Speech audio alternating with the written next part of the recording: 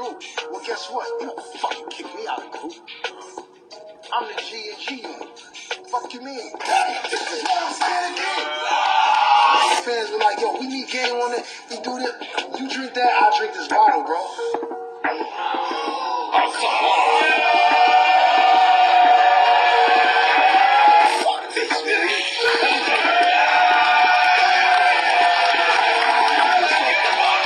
Bro, I caught fades behind that. Like, nigga, taking Crips on a tour while I'm a blood. Nigga, what do you mean? My own homies. I lost half of the game like that. It's crazy that Ye did more for me in the last 2 weeks than Dre did for me my whole career. Okay. So that was the game on Drink Champs. And it seems like it's going to be an interesting episode. And I want to talk about that portion of the episode here, where he said that Kanye did more for him in 2 weeks than Dre did in his entire career. See,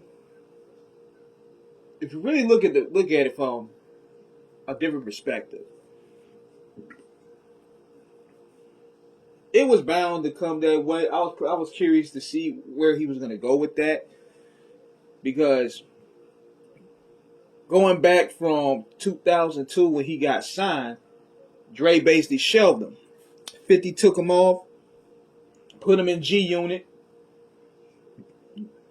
50 and Game had their back and forth.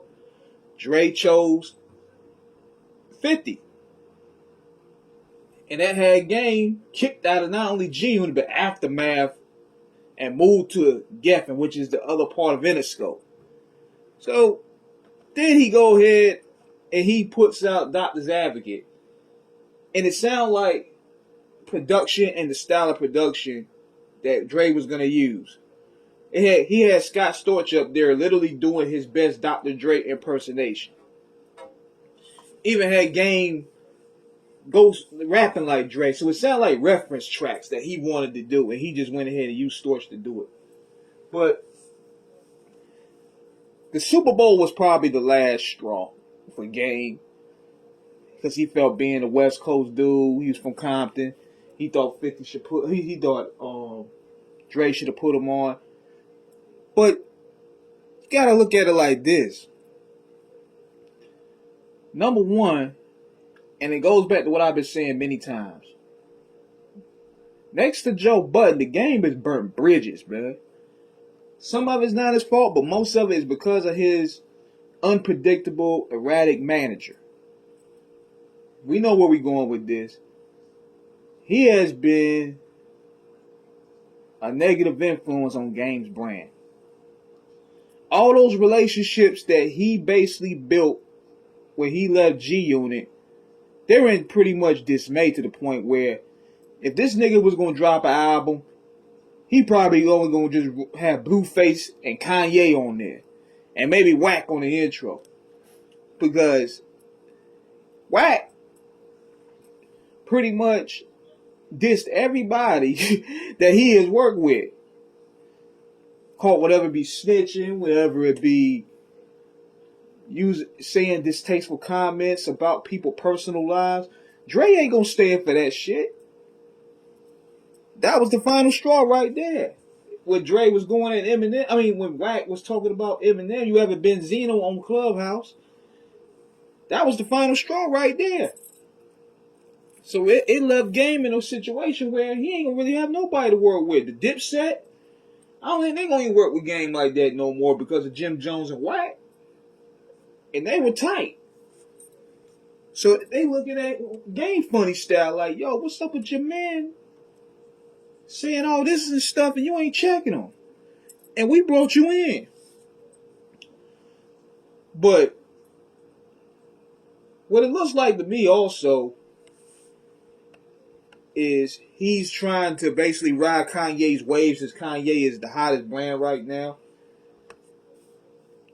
Like, he done put out, I think he's releasing the Donna 2. Like, he has all the attention right now. So I'm thinking Game is trying to gravitate to that, which is good business. But burning that bridge with Dr. Dre is not a good move at all. He's still highly connected in the business. Not saying you gotta kiss his ass or nothing, but Dre still gave him How We Do, nigga. He still gave you the documentary. He still produced half of that. He still gave you a shot though. You can't really go at the nigga that gave you a shot. I mean, that's where that goes to show you the codes that we have to oblige. Just like I remember when Vlad was trying to bait Mac 10 to go at Cube and he wouldn't do it, even though they're not in the best of terms. Because Mac 10 was put on by Ice Cube.